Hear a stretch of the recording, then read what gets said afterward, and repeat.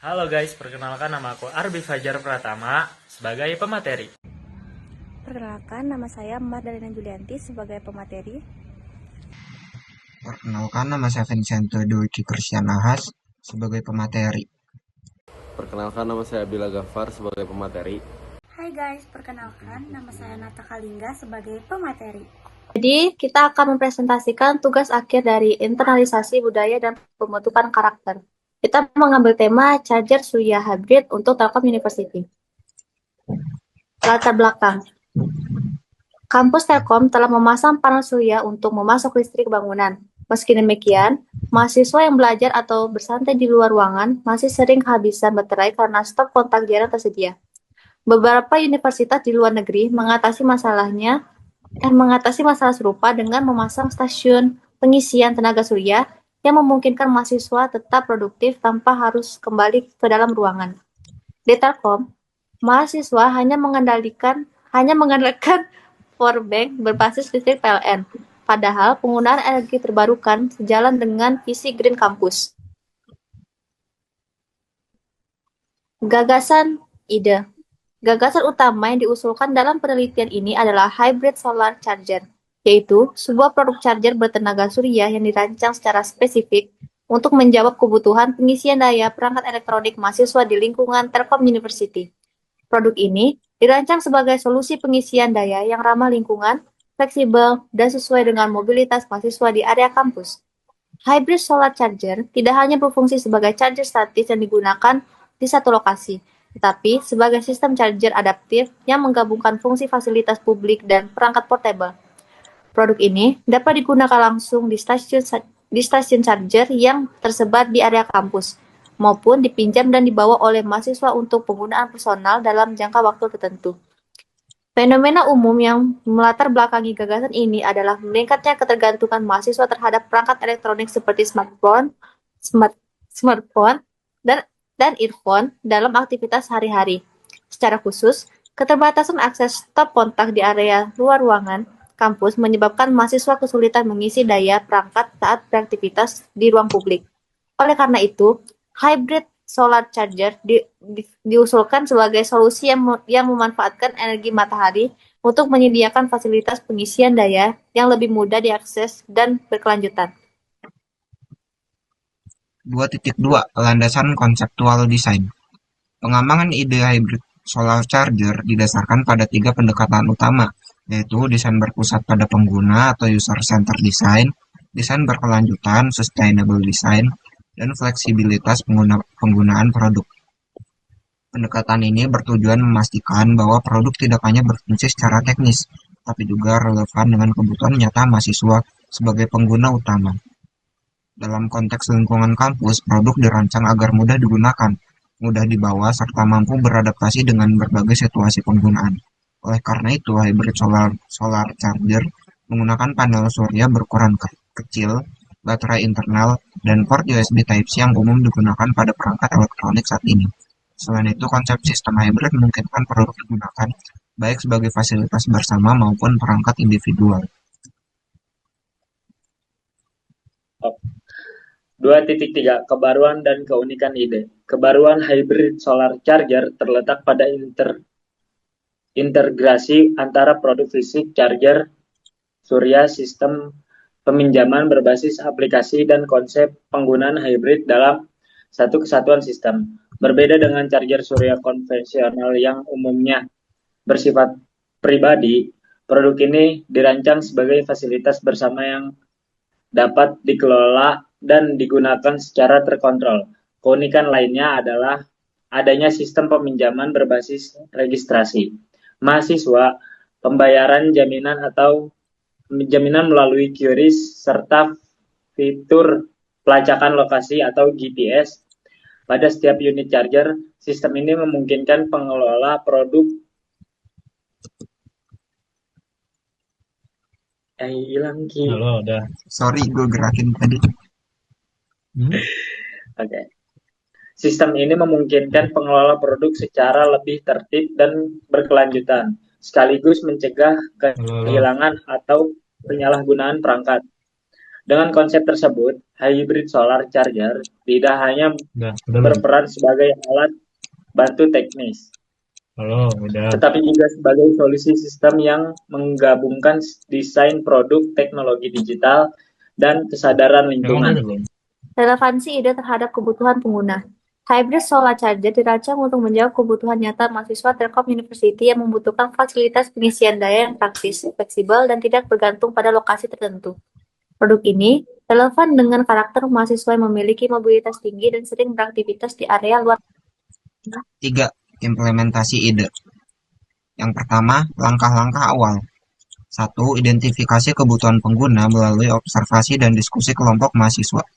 Tahap awal dilakukan dengan observasi langsung di lingkungan Telkom University, khususnya pada area publik dan ruang luar kampus yang sering digunakan mahasiswa. Selain observasi, dilakukan pula diskusi kelompok untuk mengidentifikasi kebutuhan utama mahasiswa terkait pengisian daya perangkat elektronik. 2. Penyusunan konsep, desain, dan spesifikasi fungsi produk. Berdasarkan kebutuhan yang telah diidentifikasi, kelompok menyusun konsep, desain produk berupa charger surya hybrid. Konsep ini mencakup fungsi utama produk, yaitu sebagai charge portable dan fasilitas publik, serta spesifikasi dasar seperti penggunaan panel surya, baterai internal, dan port USB Type-C. Pada tahap ini juga ditentukan bahwa produk harus ramah lingkungan, aman digunakan, dan sesuai dengan aktivitas mahasiswa di kampus. Pembuatan sketsa ide oleh setiap anggota kelompok. Setiap anggota kelompok membuat sketsa ide sebagai bentuk eksplorasi visual terhadap konsep charger surya hybrid. Sketsa mencakup bentuk charger portable, desain stasiun penyimpanan, serta gambaran sistem penggunaan produk. 4.